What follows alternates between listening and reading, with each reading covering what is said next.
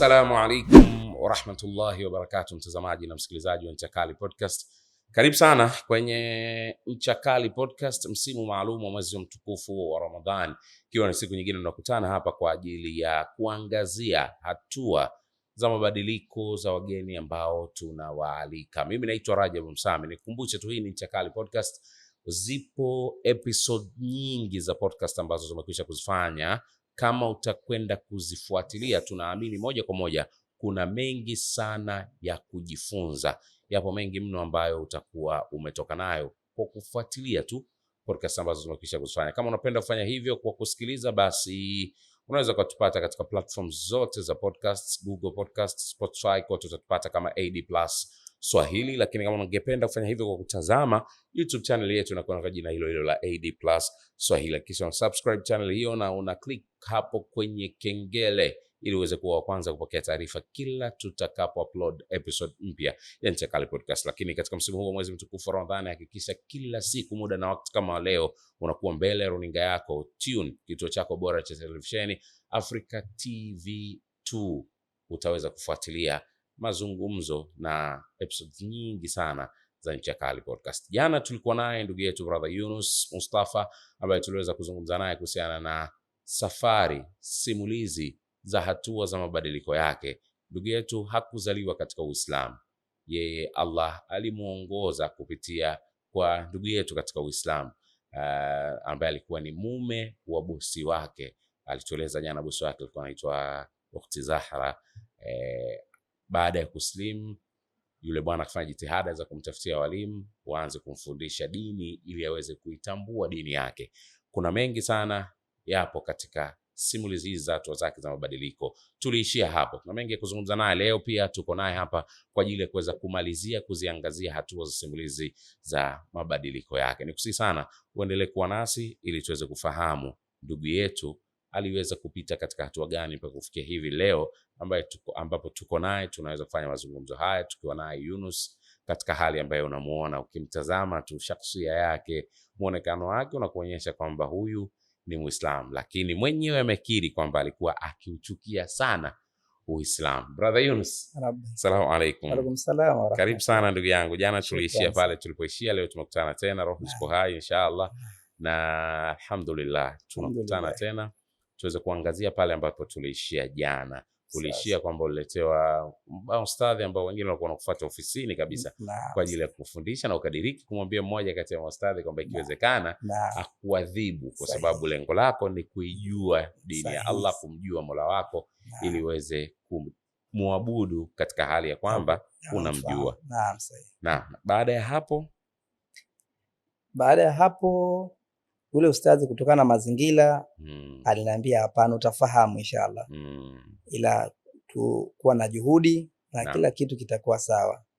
Na kwa kweli nashukuru Mwenyezi Mungu kama nilivyosema jana, ndio kwamba huyu Sheikh Mansuri alifanya kazi yake kwa ajili ya Mola wake kwa kiasi kikubwa sana kuhakikisha yani muda mwingi napata darasa kutoka kwake. Kwa hiyo baada ya swala alfajiri, baada ya swala magharibi na baada ya swala isha kwa niko naye na maustazi pia. Kwa hiyo namshukuru Mwenyezi Mungu mpaka kufikia hapa. Ndio. Na ni ndugu zangu katika imani walionipokea hapo Abu Huraira, wakanifundisha kwa juhudi kubwa sana kufikia hapa, alhamdulillah. Kwa tuangazie hii hatua yako ya kielimu, hatua yako ya kusoma kuweza kumjua Mola wako. Nilitangulia kueleza mwanzo, mara nyingi kwa watu ambao wanakuwa hawakuzaliwa katika Uislamu, hawakuanza kusoma Uislamu tangu wakiwa katika umri mdogo, hawakugusa kabisa, changamoto zinakuwa nyingi. Wakati mwingine wengine unaona tu hata lafzi, lakini kwako mashallah lafzi yako ukiangalia zile makharijul huruf zinatoka vizuri kana kwamba ulizaliwa katika Uislamu. Unatamka vizuri inshallah, unasema inshallah, unatamka vizuri kabisa, yani mashallah.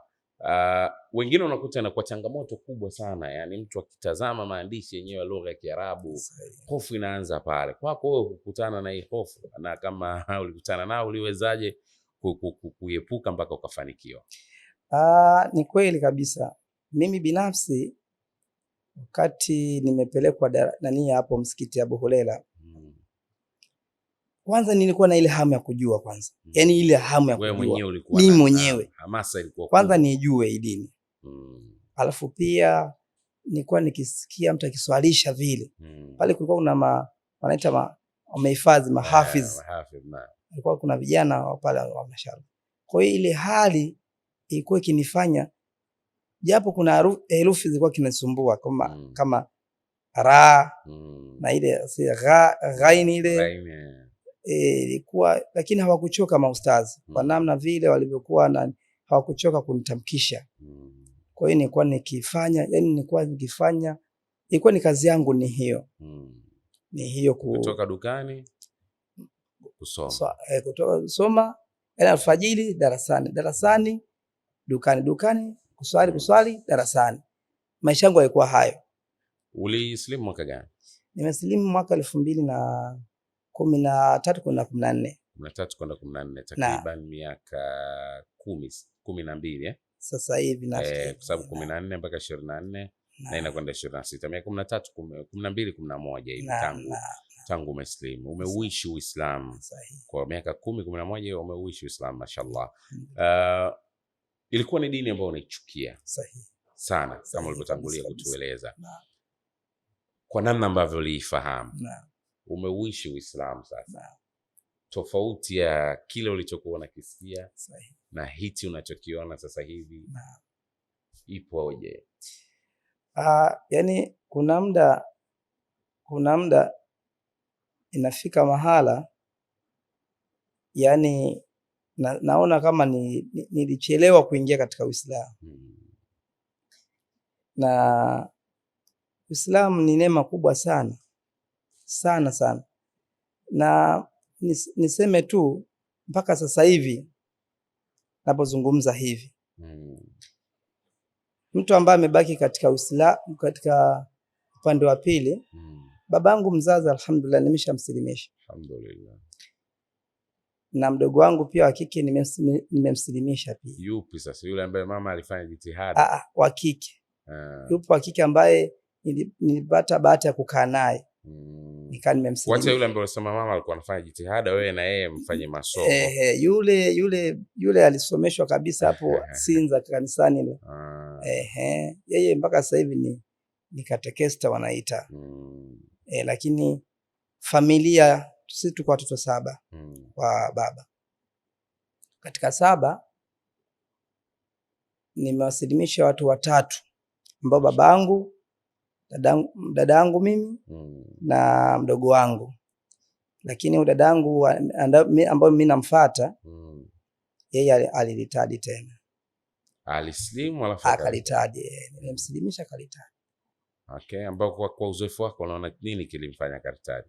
Yeye kwa madai yake anadai baada ya kumsilimisha, changamoto kubwa hakuingia darasani. Hakuingia darasani. Huyu mdogo wangu yeye nilifanikiwa baada ya kumsilimisha. Nikampeleka kuna markazi pale Buguruni, Marapa pale. Al-Furqani pale. Nikamweka pale. Akamesoma pale, alhamdulillah, mashallah. Kwa ile hali ikamuingia, tauhidi ikamuingia, akamtambua Mola wake. Basi mashallah. Nashukuru. Kwa hiyo na ndio maana nikaona nilipanga nikuulize, kwa sababu mwanzo kujitambulisha ulisema Yunus Mustafa. Sahihi. Tuna kwa uzoefu mara nyingi watu wengi sana ambao wanakuwa wana slim, unaona ubini bado unabaki kwa katika yale majina ambayo si majina tuliyozoea katika Uislamu. Lakini nilipoona Yunus Mustafa nilipanga ningekuuliza baadaye, lakini naona moja kwa moja umeshalijibu hilo. Sahihi. Na kwenye safari yako ya masomo umetaja sana Sheikh Mansour.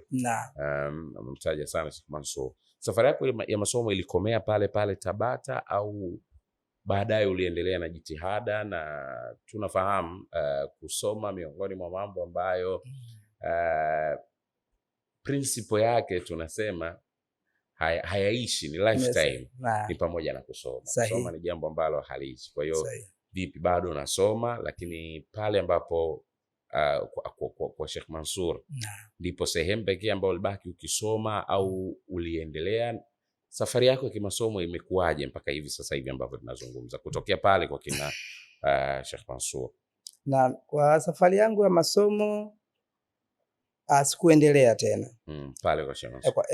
Nimekaa kwa Sheikh Mansur, nimesoma, lakini baada ya kupata hizo harakati za sababu ile biashara pia pale tulikuja tena tukayamisha pale. Kaza biashara haipo Tabata tena.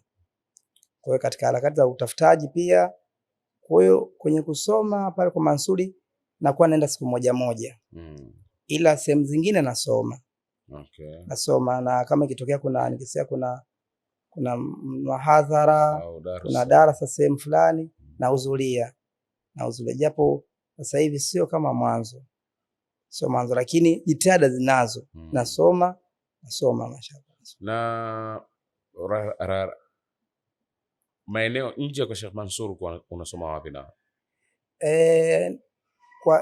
Kwa maana nimesoma Tabata, lakini sio kwa Sheikh Mansur tu. Nimesoma kuna ustadhi mmoja anaitwa Sheikh Mlisho. Kuna Sheikh mmoja alikuwa yuko hapa Tabata Leli. Hapa Lekeo hili pale. Abu Anas. Ilikuwa nikisoma pale, nikisikia kuna darasa naenda nakaa nasikiliza.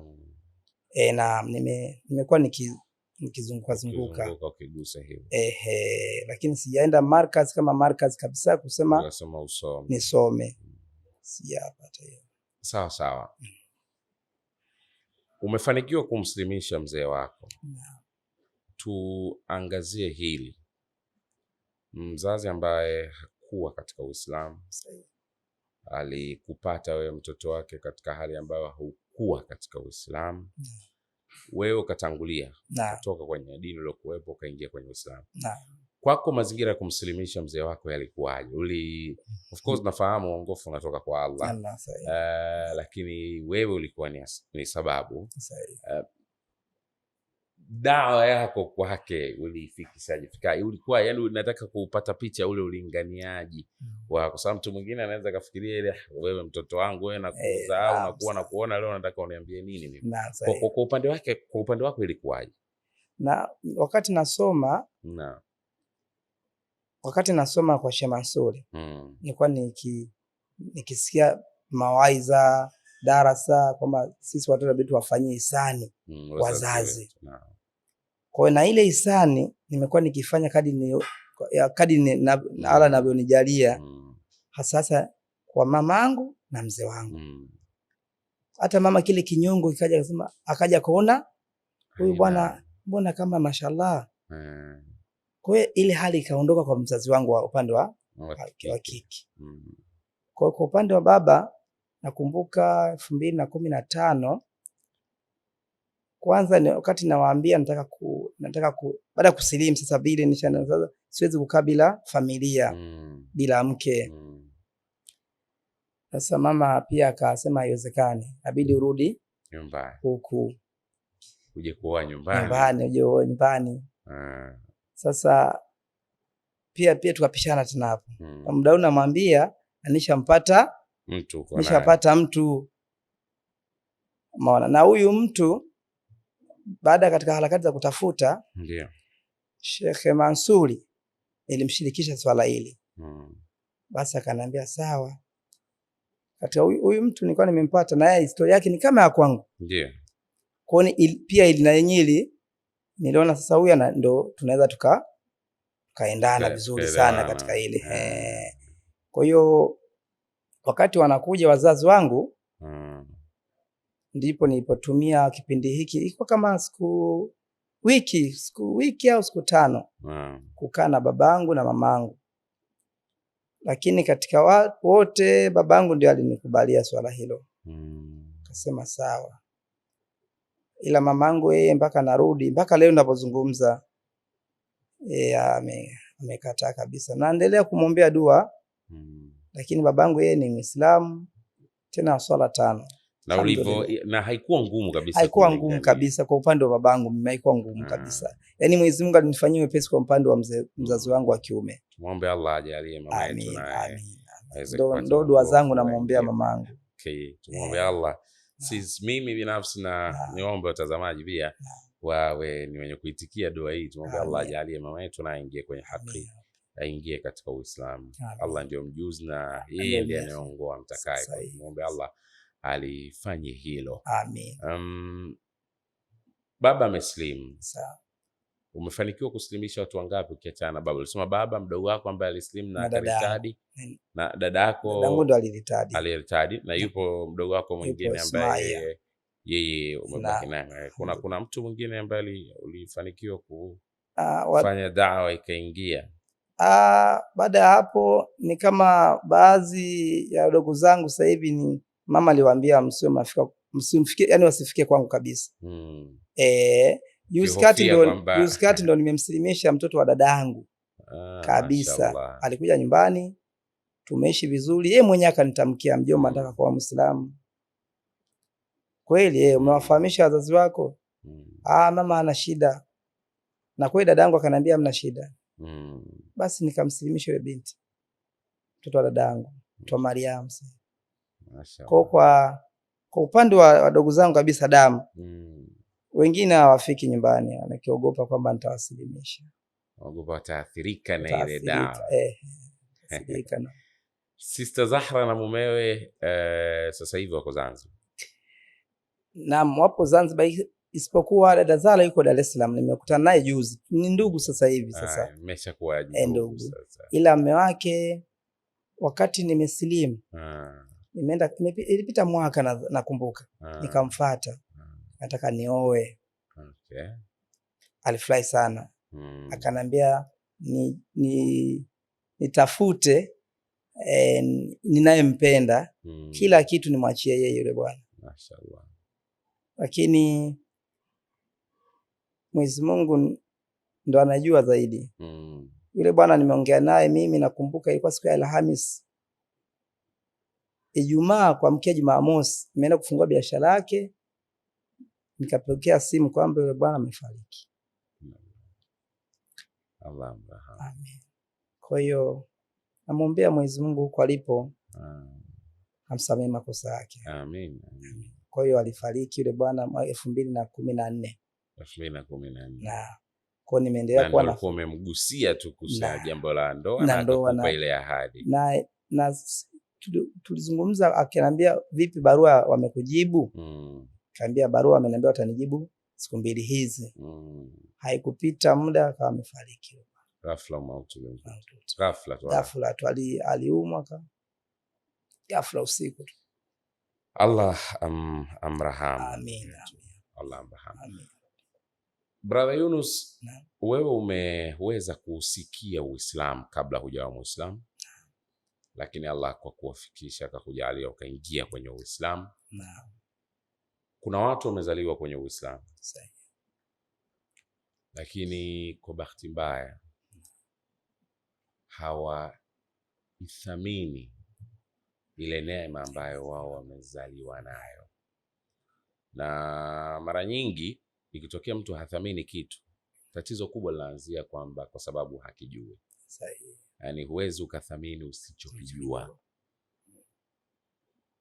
Wewe umepita katika hali ya kuwa ulikuwa hujui Uislamu, Allah akakuongoa ukaingia kwenye Uislamu na ukausoma Uislamu. Ukiambiwa sasa hivi utoe nasaha zako kwa mtu ambaye amezaliwa kwenye Uislamu, amezaliwa kwenye neema ya Uislamu, yuko kwenye Uislamu, lakini hatambui wala haoni thamani ya ile neema, utakuwa na kipi cha kumweleza? Asante sana ndugu yangu. Yaani kwa upande wangu mimi binafsi, kwa nasaha zangu kwa ndugu zangu, kwanza wamshukuru Mwenyezi Mungu kwa kujaliwa wakazaliwa hali ya kuwa ni Waislamu. Hii neema kubwa sana, neema kubwa sana. Na pia wasilizike kuwa Waislamu tu. Haijalishi ni umri gani yuko nao, wakae darasani wasome, wamjue Mola wao. Kishamjua Mola wao, basi watajua kile kitu ni kitu gani ambacho kwa sababu nakumbuka kuna ustadhi mmoja alikuwa ananifundisha, akasema angalau ukishasoma aya, basi ile aya ujue maana yake. Hata unaporukuu ukisema Sami Allahu liman hamida, basi ujue maana yake ni nini. Ukishajua basi utajua kitu gani. Rabbana walakal hamdu, ujue hapa nazungumza nini. Kwa hiyo wamjue Mola wao kwa maana ya kusoma kile kitu ili ujue ni kitu gani ambacho unachokifanya. Wamshukuru Mwenyezi Mungu sana sana. Uislamu ni neema kubwa mno, kubwa Sheikh, kubwa. Mimi niseme hasa tu ndo wasome ili wajue ni kitu gani wanachokiabudu, kitu gani wanachokiendea. Na lingine pia ambalo ni hili nitalipeleka kwa sisi Waislamu wote kabisa. Ndugu zetu hawa ambao sio Waislamu pale, yani asilimia wengi, asilimia si ngapi, wengi wanatufikiria tofauti sisi, wana mitazamo tofauti sisi na uhalisia. Lakini sisi pia tunapaswa kuwa ni watu wa karimu kwao. Yani mimi asilimia kubwa nimefika hapa kwa ajili ya ukarimu wa Muislamu, ukarimu wa Muislamu na kuwa na tabia njema, kama alivyokuja kwamba hata kipindi cha Mtume kuna baadhi walikuwa wakienda kumwekeza mali zake, hata kama sio Waislamu, wakiamini kwamba hata kama ni Muislamu, yule ni mwaminifu, yule na nani nzuri. Kwa hiyo tuwe na tabia, tuwe na nani nzuri kwamba hata kama sio Waislamu basi watatufuata, wenyewe tu watasilimu. Mimi hapa nilipo siyatumia nani yote, lakini kuna hapa nimetaja kwa upande wa kwangu, lakini kwa upande wa mke wangu nyumbani kwangu kabisa nimesilimisha watu 2. Mkewe alikuwa Muislamu? Yeye alisilimu pia. Alisilimu. Na lakini ulikutana naye kashasilimu? Kashasilimu. Baada ya kusikia amesilimu, nikasema huyu ananifaa. Kwa hiyo na yeye pia upande wake naye ni Muislamu peke yake. Tena kijijini kwao hakuna hata wake. Nakumbuka nimeenda nimevaa kanzu shekhe na mke wangu amevaa juba lile. Kijiji chote kwa wanakuja pale nyumbani wanatuangalia. Ni maeneo gani? Ni maeneo ya Mwanza, Magu. Huko Magu si kijiji gani kule Chansola. Lakini maeneo ambayo mkazo wa dawa unahitajika. Yani hakuna kabisa. Ili uende upate nani msikiti, una kijiji cha pili au cha 3 ndio unaenda kupata msikiti. Yani swala la kanzu yani nani sana, yani vazi ambalo yani kwa pale hawakuna nini, na hata juba lile. Kwa hiyo kwa upande wa mke wangu yuko peke yake Muislamu kwenye familia yote ile. Na kwa upande wangu, lakini sasa kwa upande wa mke wangu watoto wa kaka yake walipata kuishi na mimi pale nyumbani. Nawasilimisha alhamdulillah. Alhamdulillah. Brother Yunus, mimi bwana nikushukuru sana kwa muda wako. Bila shaka watu watakuwa wamepata faida. Tuombe Allah ajalie haya ambayo tumezungumza kwenye kikao chetu, wanaoyasikiliza, wanaofuatilia, yawafae, yaweze kuwa chachu ya kufanya na wao wakapitia hatua za mabadiliko, wakamjua Mola wao, wakafanyia kazi na saha ambazo umetoa. Lakini tuombe Allah awalipe kheri wote ambao walikuwa angalau kwa namna moja au nyingine wamekuwa na mchango katika kusaidia safari yako ya mabadiliko kuweza kufikia hapa ulipo. Na tuombe Allah awarehemu waliotangulia na ajalie haya mema waliokufanyia yakawe katika mizani yao. Lakini tuombe Allah pia ajalie mama yetu aweze kuiona haki. Amin. Kama ulivyosema mwenyewe ni kilio chako kikubwa hicho. Basi inshallah endelea na wewe pia, usikate tamaa, usikate tamaa na rehema za Allah. Na hilo ni dogo sana kwake, dogo sana kwa Allah, kwa tusikate tamaa. Mtazamaji na msikilizaji wa Ncha Kali Podcast, huyo ni ndugu yetu Yunus Mustafa, ndiye ambaye leo tulikuwa tukimalizia kuangazia simulizi za hatua zake za mabadiliko. Tumeweza kusikia mengi tangu ile siku ya jana mpaka leo ambapo tunahitimisha mazungumzo yetu na yeye. Mimi nikukumbushe tu ya kuwa hii ni Ncha Kali Podcast na huu ni msimu maalum wa mwezi mtukufu wa Ramadhani. Kila siku muda na wakati kama leo tutakuwa na mgeni ambaye tutakuwa tukiziangazia simulizi za hatua zake za mabadiliko. Tutafahamu kesho tutakuwa na nani. Basi inshallah tumuombe Allah kesho roho zikiwa hai muda na wakati kama leo tutafahamu tutakuwa na nani, na tutazisikiliza pia simulizi za hatua zake za mabadiliko. Baada ya kusema hayo tuna la ziada. Mimi naitwa Rajab Msami, nilikuwa naye Yunus Mustafa. Tunakuaga kukwambia asalamu alaykum wa rahmatullahi wa barakatuh.